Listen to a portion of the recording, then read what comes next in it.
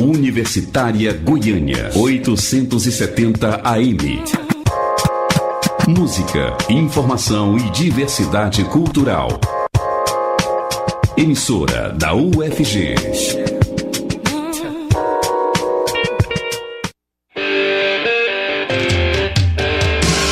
Começa agora o Estação Esportiva.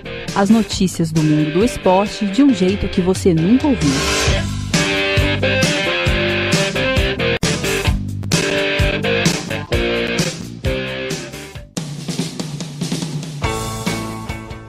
Boa noite a você ouvinte que está ligado na Universitária pelos 870 AM do seu rádio ou conectado pelo nosso site www.radio.ufg.br. Está começando agora o Estação Esportiva, uma produção dos estudantes de jornalismo da Universidade Federal de Goiás. E quem vai estar com você nesse início de noite de quarta-feira sou eu, Tandara Reis, hoje acompanhada de Mariana Siqueira. Boa noite, Mariana. Boa noite, Tandara. No quadro Além do Futebol, vamos conferir uma entrevista sobre os esportes criados no Brasil. Você vai conferir também as notícias sobre os times que entram em campo na noite de hoje. Além disso, vamos trazer as principais notícias do que está acontecendo no futebol goiano. Tudo isso e muito mais você acompanha na sequência do Estação Esportiva. Futebol goiano.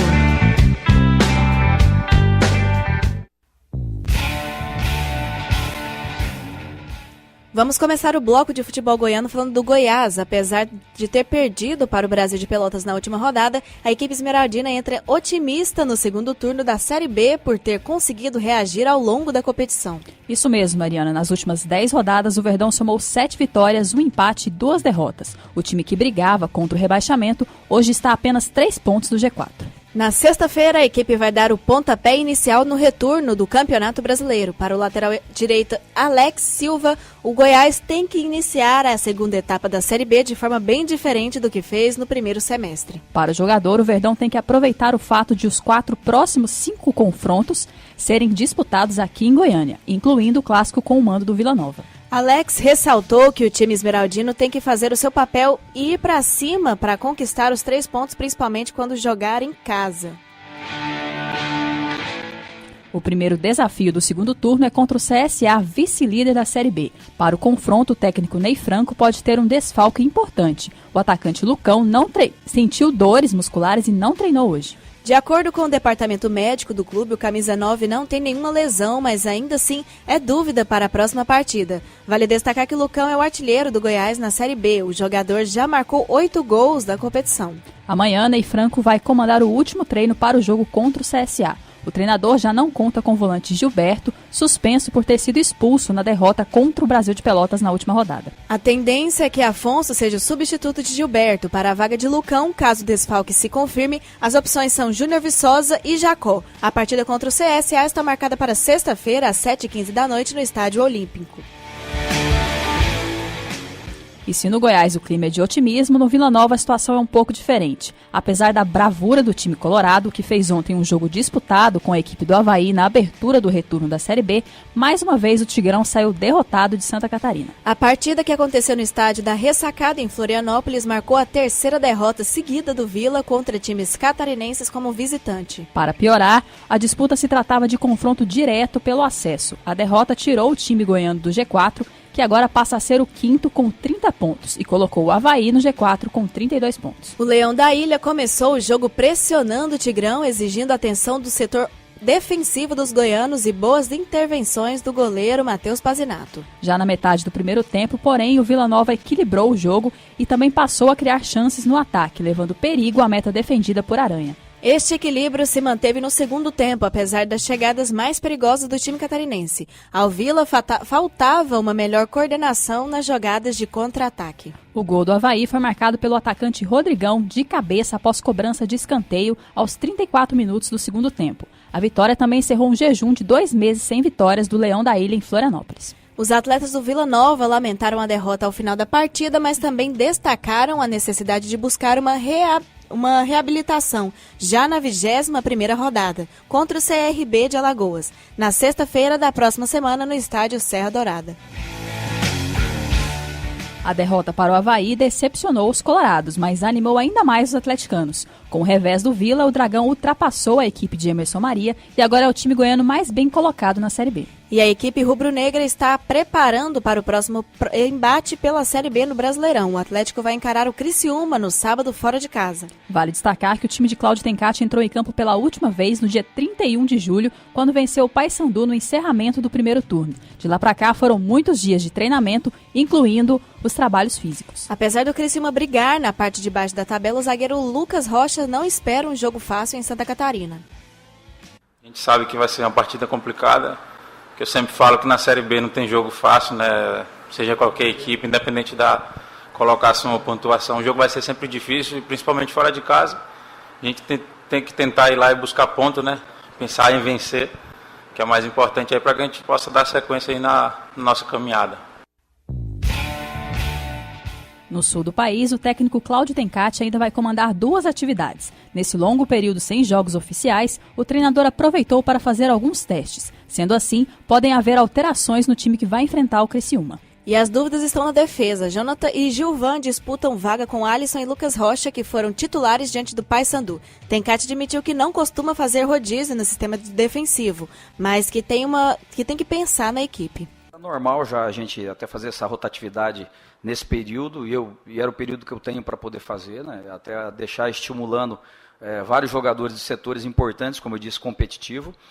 A questão do Jonathan, a gente percebeu uma pequena oscilação do Alisson realmente em alguns jogos, né? O mesmo contra o Paysandu, não teve aquela efetividade que teve nos jogos anteriores. Quando voltou, inclusive, daquele problema da suspensão, aí teve ali um incômodo muscular, ainda não conseguiu ainda se encontrar, mas é um jogador extremamente qualificado, tem um potencial enorme, e o Jonathan apresenta sempre o quê? Sempre defensivamente melhor do que ele, e o Alisson ofensivamente melhor. Então são as características, né? Não sou muito fã de rodízio no sistema defensivo, no sistema ofensivo não vejo problema algum, às vezes até de você rodar um pouco mais, mas a gente entende que vamos determinar o que for melhor para a equipe. Terei 2 treinamentos ainda, um amanhã em Florianópolis e um na sexta-feira. E se nós entendermos que deva-se começar com o Jonathan e ao mesmo tempo com o próprio Gilvan, será. No ataque, o treinador rubro-negro considera que Júlio César, Renato Kaiser e André Luiz estão no mesmo nível. 2 deles vão ser titulares ao lado do artilheiro Júnior Brandão. A definição vai ser tática. Tencati acredita que o time está evoluindo no decorrer da competição. Vamos ouvi-lo. Eu vejo que está engrenando, né? Porque ainda, na minha opinião, tem alguns detalhes que nós precisamos melhorar individualmente, coletivamente. Aproveitamos esse período aqui, inclusive, para corrigir alguns detalhes individuais e coletivos, né? E a competitividade ela continua. Quando eu digo por quê? Porque a gente não vai resolver todos os problemas que foi nesses 11 dias.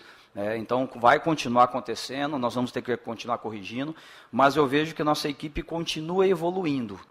Isso demonstrou de um jogo que nós saímos derrotados diante do São Bento, onde todo mundo depois já se perguntava, será que o Atlético de novo vai entrar naquela fase de oscilação? E o Atlético demonstrou de novo uma força, um equilíbrio, conseguiu vir para um jogo em casa diante do Paysandu muito difícil e conseguiu obter o êxito de vencer. Então isso é importante, isso demonstra que a equipe está evoluindo, demonstra que alguns jogadores estão evoluindo. O Dragão é o 4º colocado da Série B com 30 pontos conquistados. O time vai entrar em campo contra o Criciúma no próximo sábado às 4h30 da tarde no Heriberto Rios.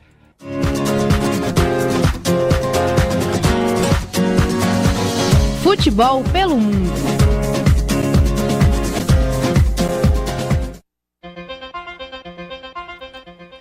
Vamos começar o futebol pelo mundo falando de Libertadores da América. Ontem o Grêmio enfrentou o Estudiantes da Argentina no primeiro jogo das oitavas de final da competição. O tricolor gaúcho até começou melhor, com uma boa troca de passes que fez o time argentino correr atrás da bola. Mas aos 7 minutos de partida, André perdeu uma chance clara de gol. E o castigo veio no minuto seguinte. A Paolaza acertou um belo chute no ângulo esquerdo de Marcelo Grohe, sem chances para o goleirão. A partir daí, os hermanos passaram a dominar o jogo e o Grêmio não conseguia jogar. Aos 37, Campi subiu mais alto que a defesa gaúcha e fez o segundo. Nesse momento, o time de Renato Portaluppi parecia entregue, mas só parecia, viu, Mariana? Kahneman pegou o rebote do goleiro e empurrou para o fundo da rede aos 43 da primeira etapa. No segundo tempo, o Grêmio voltou melhor e André perdeu mais uma oportunidade em chute cruzado na ponta direita da área. Aos 31, Zuc fez uma falta em Kahneman, recebeu o segundo cartão amarelo e foi expulso. Mas nem jogando com um jogador a mais, o time gaúcho conseguiu o empate. Placar final 2-1 para o Estudiantes. O jogo de volta vai ser no dia 28 em Porto Alegre. E a vantagem é do time argentino, que se classifica com qualquer empate. Já o Grêmio precisa vencer por 1-0 para usar o gol marcado fora de casa a seu favor e garantir a vaga nas quartas de final da competição. Se o tricolor gaúcho devolver o 2-1, a decisão vai para os pênaltis. Porém, acima de 3-2, qualquer vitória por um gol de diferença classifica os brasileiros. Hoje é a vez do Corinthians visitar o Colo-Colo. A partida vai marcar a estreia de 3 jogadores da equipe paulista na Libertadores da América. Pedro Henrique, Danilo Avelar e Douglas jamais disputaram um torneio sul-americano em suas carreiras. O embate vai acontecer logo mais às 9h45 da noite no Estádio Monumental em Santiago, no Chile. O duelo da volta está marcado para o dia 28 de agosto na Arena Corinthians. E a quarta também vai ter confronto decisivo entre brasileiros. Flamengo e Cruzeiro vão se enfrentar no Maracanã. E a promessa é de casa cheia, viu, Tandara? Já foram vendidos quase 40 mil ingressos para a partida. Pois é, Mariana, o time carioca vai iniciar as oitavas de final da competição com mudanças na escalação. Barbieri não vai poder contar com Lucas Paquetá, suspenso, e Paulo Guerreiro, sem acordo por renovação de contrato, também não foi relacionado para a partida. Jean Lucas e Uribe são os prováveis substitutos. Pelo lado celeste, Mano Menezes tem 2 ausências. Rafael Sobis, que levou uma pancada no jogo do fim de semana pelo Campeonato Brasileiro, e Lucas Romero, que está suspenso. Por conta da suspensão de Romero, Edilson deve iniciar o jogo na lateral direita. O primeiro confronto entre as equipes é logo mais às 9h45 da noite. A partida de volta vai acontecer no próximo dia 29, no Mineirão. E também tem time brasileiro na Copa Sul-Americana pela segunda fase da competição. Atlético Paranaense e Peñarol duelaram na noite de ontem no Campeón del Siglo em Montevideo. Estava em jogo a vaga nas oitavas de final. No confronto de ida, o Furacão venceu por 2-0 com tentos de Marcelo e Pablo. Com o resultado, o time rubro-negro podia até perder por um gol de diferença, que mesmo assim se classificava. Mas o time paranaense não quis saber de jogar com o regulamento debaixo do braço. Os rubro-negros partiram para cima do Peñarol e bateram os uruguaios por 4-1.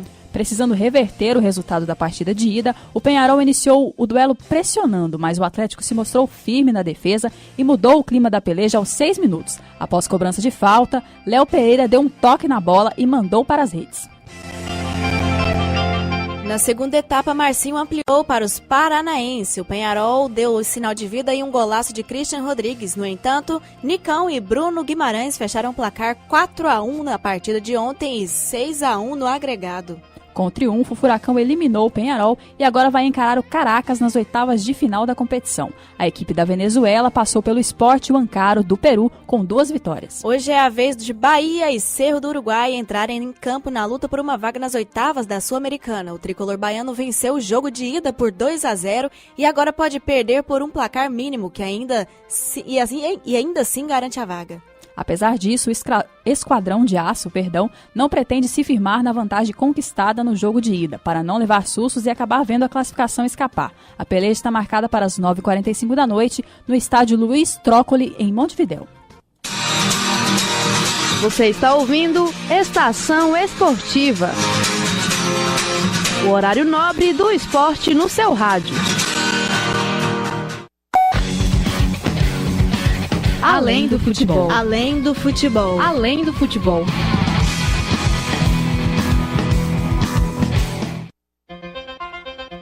O Departamento de Educação Física do Centro de Ensino e Pesquisa Aplicada à Educação da UFG vai promover nesse final de semana a primeira conferência de esportes genuinamente brasileiros. O evento é gratuito para a comunidade estudantil e vai acontecer na sexta e no sábado nas dependências do mini auditório da Faculdade de Educação Física da UFG, no campus Colemar Natal e Silva, no setor leste universitário. Em mesas redondas e mini cursos vão ser discutidos e analisados diferentes aspectos do esporte ditos de origem nacional, como biribol, frescobol e kimball. Nós conversamos com o mediador da conferência, professor Leonardo Andrade, que contou pra gente como vai ser o evento. Vamos conferir. Na sexta-feira vai acontecer um ciclo de debates, uma mesa redonda, sobre o que são os esportes genuinamente brasileiros, o que é esse movimento que vem acontecendo para empoderar esses esportes, né? E vão ter representantes de cada esporte, na verdade, alguns esportes brasileiros, para falar sobre eles, tanto da dimensão histórica, quanto regras, quanto competições. Terá um representante do biribol, um representante do quimbol, um do frescobol e uma do futevôlei. No sábado, dia 11 de agosto, pela manhã, vamos ter 2 oficinas, serão mini-cursos, né, de esportes genuinamente brasileiros, na Faculdade de Educação Física e Dança da UFG, e pela tarde terão mais 2 oficinas na Academia Mais Saúde, do setor marista. Tá certo. Você começou falando, será que você pode falar quais são os propósitos ou os objetivos do evento? Posso sim. O evento visa empoderar os esportes tipicamente brasileiros e oferecer à comunidade, né, uma visão mais ampliada sobre aquilo que é nosso, né, sobre a cultura brasileira, para fugir um pouco da hegemonia eurocêntrica dos esportes, né, principalmente no Brasil, que tem como futebol o esporte mais popular. E o futebol é uma prática que no campo teórico, né, a gente diz que é de origem inglesa, sendo que no Brasil existem outros inúmeros esportes que às vezes não são conhecidos e muito menos praticados, né? Então, empoderar os esportes brasileiros e garantir o acesso a esses conhecimentos que são pouco divulgados. E qual que é a base que pode trazer, né, e definir que o biribol, o frescobol e o quimbol são esportes genuinamente brasileiros? A CEGEB, e principalmente a CEGEB é o Comitê dos Esportes Genuinamente Brasileiros, né? É um grupo que vem sendo formado para discutir esses esportes, para, de fato, converter essas práticas em esportes, né? Ela visa de alguns autores, dentre eles o Manuel Tubino. Ele diz que para se configurar como esporte é preciso ter regras, ter confederações, ter competições periódicas, né? E ter adeptos profissionais. Então, a partir daí se configura como esporte. Só que nós sabemos que esse esporte também se manifesta em outras dimensões, para além do rendimento, né? Existe a esfera do rendimento, do esporte profissionalizado, mas esse esporte também pode ser visto no âmbito do lazer, da participação, também pode ser visto no campo educacional, escolar, né? Tanto é que a professora doutora Fernanda Cruvinel vai estar responsável por fazer essa fala no evento de sexta também. O que se configura, o que se caracteriza como esporte, por que fala esporte, não jogo e não brincadeira, né? E as esferas que esse esporte se manifesta. Um exemplo que a gente pode dar é do taco. O taco é um esporte genuinamente brasileiro, que outrora foi conhecido como um jogo tradicional. Se eu falar o bet, talvez você conhece. É o popular bet, brincadeira de rua, com a garrafa pet, né? Com o bastão. Então, ele está sendo convertido em esporte. Então, criaram regras a serem seguidas em qualquer esfera que ele for praticado. Existe uma confederação por trás e estão realizando campeonatos profissionalizados, né? Então, dessa forma, um jogo que era tipicamente brasileiro, popular, está sendo convertido em um esporte. E para a CEGEB, para o Comitê dos Esportes Genuinamente Brasileiros, ele já é um esporte tipicamente do Brasil. Então pode-se dizer que a cultura brasileira contribui para tornar ele genuinamente brasileiro? Com certeza. O esporte, as práticas corporais, são manifestações da cultura, né? Não se fragmenta o esporte da realidade. Na verdade, o esporte nasce da prática social, ele nasce da realidade, né? Um exemplo que veio na minha cabeça agora é outro esporte que se chama surf na Pororoca, que era uma manifestação de lazer, de diversão, lá no Rio Amazonas, quando acontece o fenômeno da Pororoca, né, aquelas ondas no rio, que as pessoas começaram a brincar naquela onda. Então, a partir daquilo, começaram a criar competições e até hoje se tornar um esporte. Então, surge das práticas culturais mesmo, das interações dos sujeitos que estão presentes na sociedade, né? O esporte emana disso. É até interessante trazer à tona que esporte algum, nem mesmo o futebol, foi idealizado por uma pessoa só, que acordou uma certa manhã, teve uma epifania e criou o esporte. Ele é um processo advindo de troca de experiência, historicamente, até chegar ao que a gente conhece hoje. Assim foi com o futebol, assim está sendo com o taco, com surf na pororoca, o biribol e entre os demais esportes. Você mencionou aí o futebol como um esporte bastante popular aqui no Brasil e às vezes a gente vê muito isso refletido na mídia. Como você observa a relação desses esportes genuinamente brasileiros refletidos na mídia? Muito interessante a pergunta também. Os esportes tipicamente brasileiros têm muita pouca repercussão na mídia, né? De fato, é dado uma visibilidade muito grande para o futebol, tanto na mídia impressa quanto na mídia falada, e os esportes tipicamente brasileiros são esquecidos, né? Mas não só os esportes brasileiros. O futebol tem uma hegemonia frente aos instrumentos midiáticos que é gritante a diferença das demais práticas corporais. Por exemplo, outras práticas que já são legitimadas, assim, digamos assim, no campo da popularidade, como o voleibol, o basquetebol e o handebol. Comparado ao futebol, também não tem a mesma repercussão no Brasil, né? E até mesmo no futebol, falta instrumentos de apropriação e de apreciação do público. Um exemplo é que a torcida do Brasil vibra quando sai um gol, né? Mas quando acontece uma jogada de efeito, quando acontece uma formação tática defensiva, uma roubada de bola, não tem a mesma empolgação, porque não tem esse senso de apreciação, né? Que é outro objetivo desse evento também. Proporcionar o acesso aos esportes tipicamente brasileiros, mas que as pessoas compreendam eles na sua totalidade, eles apreciem os vários movimentos intrínsecos ao esporte, e não só a culminância, que é o ponto, o gol, a cesta, né, nesse sentido. O assunto mídia pode ser debatido no evento, nesse final de semana? Com certeza. Dentro do campo de educação física, a gente já tem vários estudos, né, envolvidos nessa relação da mídia com o esporte, né? Que alguns autores, por exemplo, o Mauro Betti, vai denominar como espetacularização do esporte, que é a forma como apresenta esse esporte. Será que de fato é apresentado na sua totalidade? Será que até quando é maléfica a relação da mídia com o esporte, né? Tem os pontos positivos e tem os pontos negativos. Tem um debate muito interessante e muito rico. O futebol, por exemplo, nessa relação das mídias, né? Aproveitando que eu já comecei a falar, as mídias divulgando o futebol influenciam diretamente na sua popularidade. Isso é muito positivo para os adeptos do futebol, para os praticantes e, inclusive, para o futebol profissional, certo? Todavia, algumas questões são extremamente negativas. Converter um certo jogador em herói, transformar um certo jogador em herói para a divulgação de certas marcas, por exemplo. Quando o Neymar levanta a camisa durante o jogo para limpar o rosto, limpar o suor, mas ele está mostrando, na verdade, a cueca da Lupo, que é a patrocinadora dele, né? Então, nesse momento, a mídia está utilizando o esporte para vender certa marca. Então, não é tão positivo, é negativo, na verdade, né?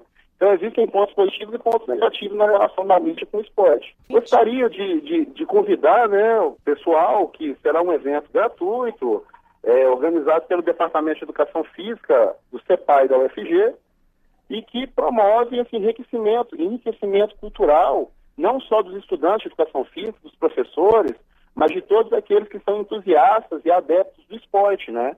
É uma oportunidade única aqui em Goiânia, e na verdade no Brasil, porque é o primeiro evento que tematiza os esportes genuinamente brasileiros. Então é uma oportunidade muito boa do público estar participando e serão todos muito bem-vindos.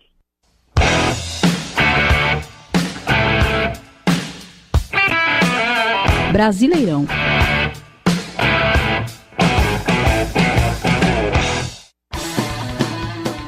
Além de Avaí e Vila Nova, que falamos mais cedo, as equipes do Paysandu e Ponte Preta duelaram ontem na abertura do retorno da Série B do Campeonato Brasileiro. O jogo foi no estádio da Curuzu, em Belém do Pará, mas parecia na casa da Ponte Preta, em Campinas, diante da facilidade encontrada pelo time paulista na partida. A Macaca aplicou um impiedoso 4-0 no Paysandu, com 2 gols de Júnior Santos, um de Yuri e outro de Natan. De quebra, subiu provisoriamente para o 6º lugar na tabela da Série B. Já o Papão da Curuzu deu mais uma demonstração da instabilidade da equipe no certame. O time paraense continua com 24 pontos, 3 em cima do Z4 e dá sinais de que a luta este ano deve ser mesmo contra o temido rebaixamento para a Série C. Giro esportivo.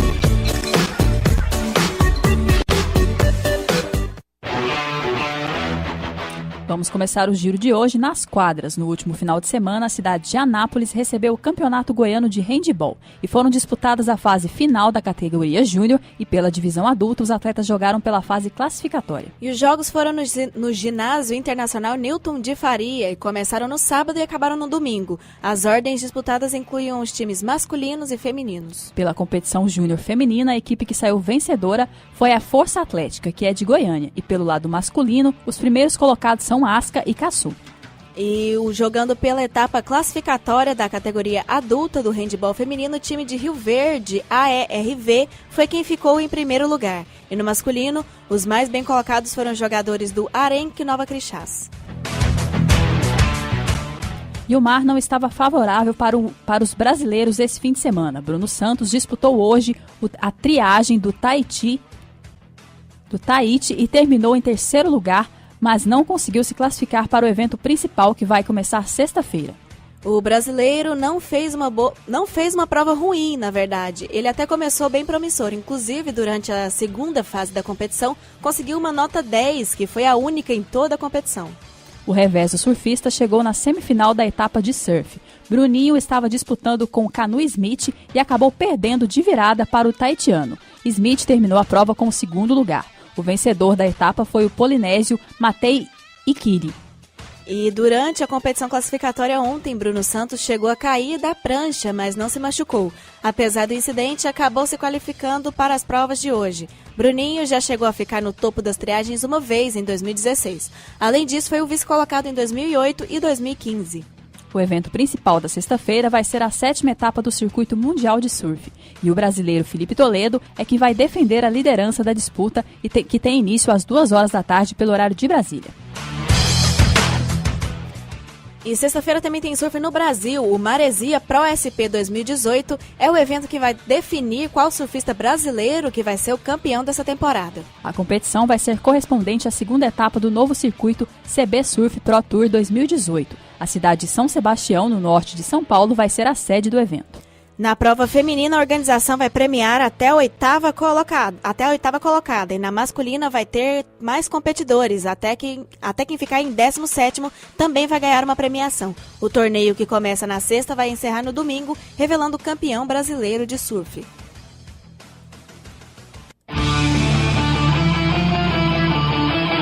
No ar, Estação Esportiva, o programa de todos os esportes.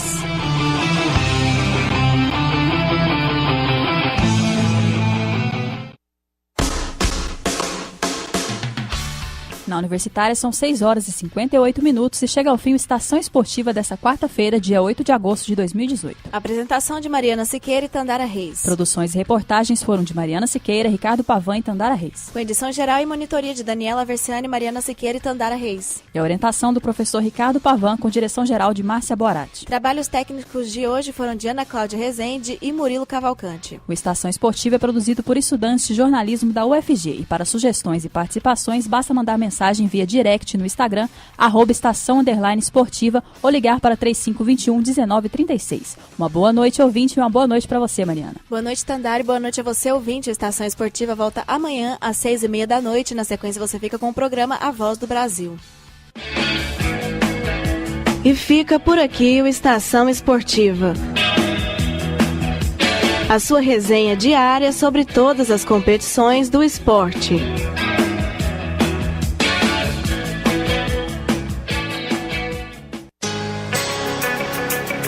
ZYH 754, 870 kHz, AM.